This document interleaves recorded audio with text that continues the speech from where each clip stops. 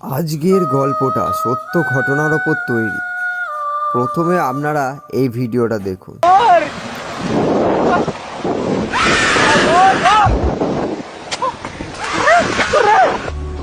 বাকিটা আপনারা গল্পের মধ্যে জানতে পারবেন। এ কি, কে বাসন মাজছে এই পুকুরের সামনে? সুজয় চিৎকার করে উঠল। ওর চিৎকার শুনে মা বাবা ছাদের ওপর থেকে পুকুরের দিকে তাকিয়ে দেখলো পুকুরে কেউ নেই। ওনারা সুজয়কে এরপর ঘরে নিয়ে যায়। এই পুকুরটা একটা গোটা আছে।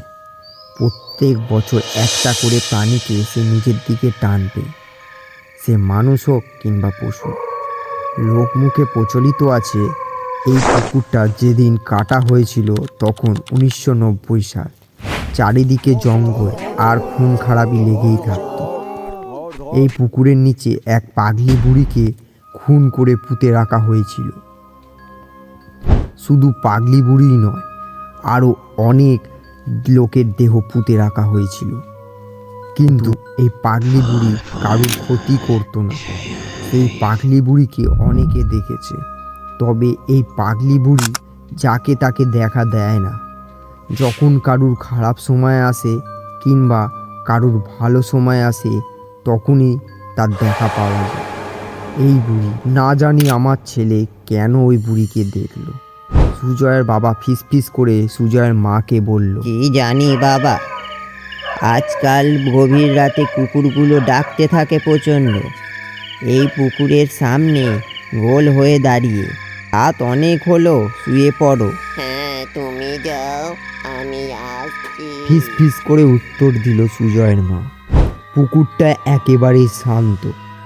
এই পুকুরের কাছে অনেকে অনেক কিছু দেখেছে, কিন্তু এই সব অলৌকিক জিনিস কারুর কোনো ক্ষতি করেনি। হঠাৎ এই শান্ত পুকুরটা প্রচণ্ড ক্ষিপ্ত হয়ে উঠল 1 মাসের ভিতরে। কিভাবে ক্ষিপ্ত হলো পুকুরটা, সেই কারণ সকলেরই অজানা রইল। তবে আজকাল এই পুকুরটার আশেপাশে কারুর বাড়ির সদ্যজাত পুত্র সন্তান জন্ম নিলে সেই সন্তান যে কিভাবে নিখোঁজ হয়ে যায় তা বোঝা বড় দায়। শুধু কি তাই, আশেপাশে যত বাড়িঘর ছিল সেই বাড়িঘর থেকে মুরগি, ছাগল কিভাবে যে নিখোঁজ হলো বা কেই বা করলো, কিন্তু কোথায় যায় তা ক্রমশ রহস্য হতে থাকলো। এর পিছনে যে অলৌকিক ঘটনা জড়িয়ে আছে সেটাকেও বিশ্বাস না করে এটাকে চোরের কারসাজি বলে ব্যাপারটাকে উড়িয়ে দিল।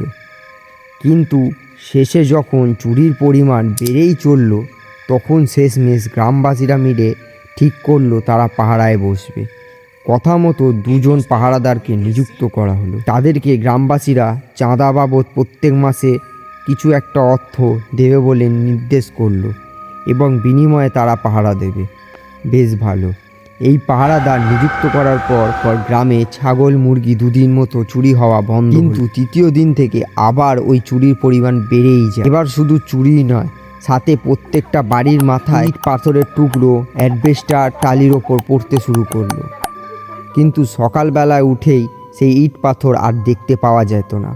কিন্তু আশ্চর্যের বিষয় হলো এইটা যে যেদিন থেকে পাথরের উপদ্রব শুরু হয়েছিল সেই তার পরের দিনই পুকুরের পাশে সেই পাথরের টুকরোগুলো, বড় বড় টুকরো, সেগুলো পড়ে থাকতে দেখা যেত। এই রকম একটা ঘটনা দেখে সকলেই প্রায় অবাক হয়ে গেল। তাদের মনে এই ধারণা হলো যে এই পুকুরের কাছেই কিছু একটা গোলমাল আছে। গ্রামবাসীদের অনুরোধে পাহারাদারগুলো ওই পুকুরের আশেপাশেই পাহারা দিতে থাকলো। সুজয়দের বাড়ি থেকে প্রায় রাতের খাবার তারা দিয়ে যায় ওই পাহারাদারদের। গরমকালের রাত, লোকজন প্রায় চেতনই থাকে। আবার তার মধ্যে যাদের বাড়িতে খামার রয়েছে তাদের তো দুশ্চিন্তায় ঘুমই হয় না। দিনটা ছিল বুধবার। 2টো থালায় ভাত উঁচু করে তরকারি ও বক ফুলে বড়া পেট পুড়ে খাওয়া দাওয়া করলো ওই পাহারাদারগুলো। এই পুকুরের সামনে একটা মাঠ আছে, সেইখানেই তাদের ভোজন সারল। তারপর অমিত বলে উঠল, যা রতন, থালা দুটো ধুয়ে নিয়ে আয়। আমি ততক্ষণ পা ধুয়ে নিই। রতন থালা দুটো ধুয়ে নিয়ে এসে ওই পুকুরের কাছে গিয়ে যা দেখলো তাতে রতনের পিলে চমকে গেল।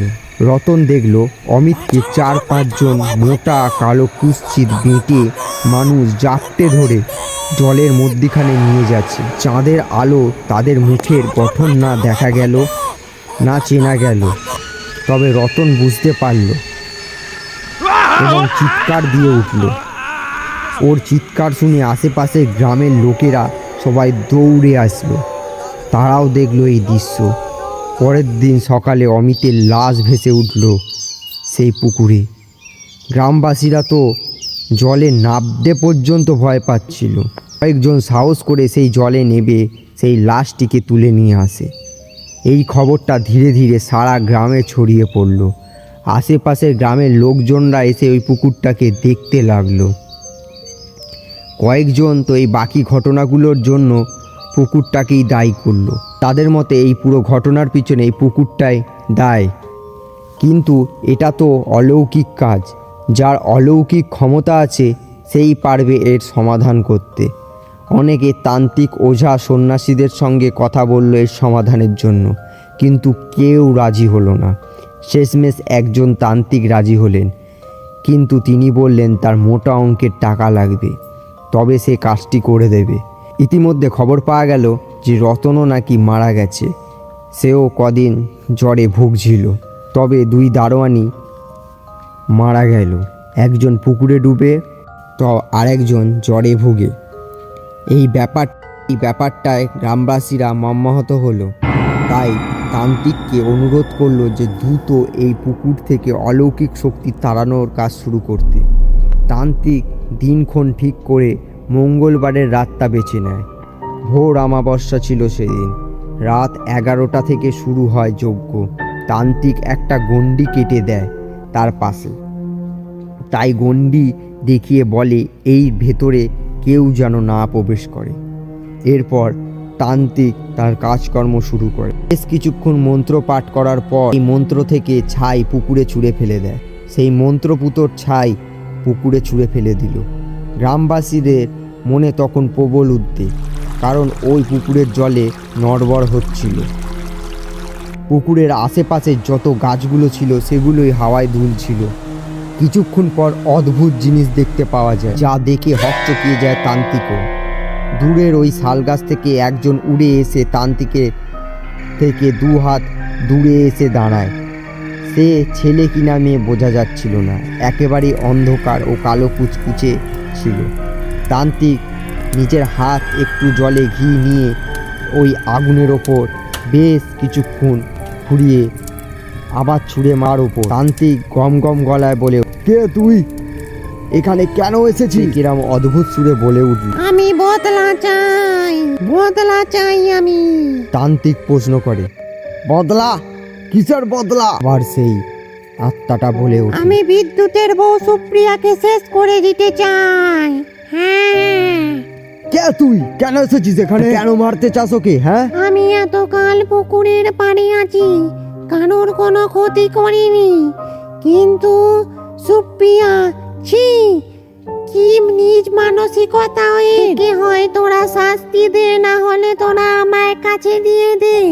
কেন, কি করেছে সুপ্রিয়া? তান্ত্রিক উঁচু গলায় বলে, এই কয়েকদিন আগের কথা, ও ভর দুপুর বেলায় সৈকতের বাড়িতে যায়। সৈকতের মা বাবা কেউই ঘরে ছিল না। সৈকত স্কুলে গেছিল, সৈকতের মা গেছিল জল আনতে, আর সৈকতের বাবা গেছিল কাজে। তাই সৈকতের মায়ের সাথে একটু ভাব ছিল সুপ্রিয়ার। আর সৈকতের সদ্য একটা বোন হয়েছিল। আর সৈকতের বাড়িতে গিয়ে কাউকে না দেখতে পেয়ে সে বোনের সাথে খেলতে শুরু করে। আর কোল থেকে সেই বাচ্চা মেয়েটা পড়ে যায়। আর পড়ে যাওয়ার পর তার কোনো নচ্চর না দেখতে পেয়ে সে এই পুকুরের কাছে চলে আসে। আর এই পুকুরের মধ্যে সেই বাচ্চাটাকে ভাসিয়ে দেয়। কোথায় সুপ্রিয়া? গ্রামবাসীদের মধ্যে একজন বলে উঠল। ও তো বাড়িতে পড়ছে। তখনই সেই প্রেতটা বলে উঠল, দাঁড়া, পড়াচ্ছি ওকে, ঢ্যামনা মেয়ে ছেলে। ওর যে কি করবো সে ও নিজেও জানে না।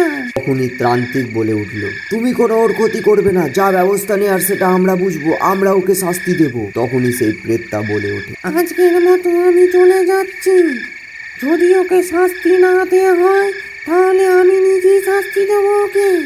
আর আমি কাউকে ছাড়বো না এই গ্রামে। বলে সে উড়ে গেল এবং সেই গাছটায় বসলো, দিয়ে আস্তে আস্তে মিলিয়ে গেল। সেই দিন যখন সবাই মিলে সুপ্রিয়ার বাড়ির দিকে গেল, তখন তারা দেখে অবাক হয়ে গেল যে সুপ্রিয়া মাটিতে শুয়ে আছে এবং তার চোখগুলো বাইরের দিকে ঠেলে বেরিয়ে আছে এবং মুখটা আতঙ্কে খোলা, যেন মনে হচ্ছে সে অনেক ভয় পেয়েছে।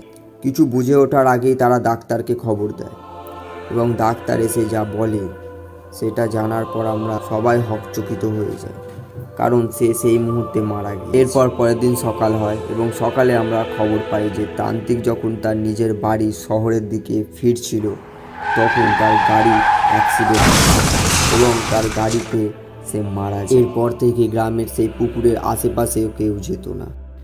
এতদূর ভিডিওটা দেখেছেন, অবশ্যই আপনাদের ভালো লেগেছে। আপনাদের মতামত কমেন্টে জানাবেন। হন্টেড বাংলা চ্যানেলটিকে অবশ্যই সাবস্ক্রাইব করবেন এবং লাইক তো আপনাদের ওপর নির্ভর করছে, ভালো না লাগলে ডিসলাইক করে দেবেন। আর যদি ভালো লেগে থাকে আপনি শেয়ারটাও করে দিতে পারেন নতুন চ্যানেল, এবং পরবর্তীকালে আরও খুব তাড়াতাড়ি ভিডিও আসবে।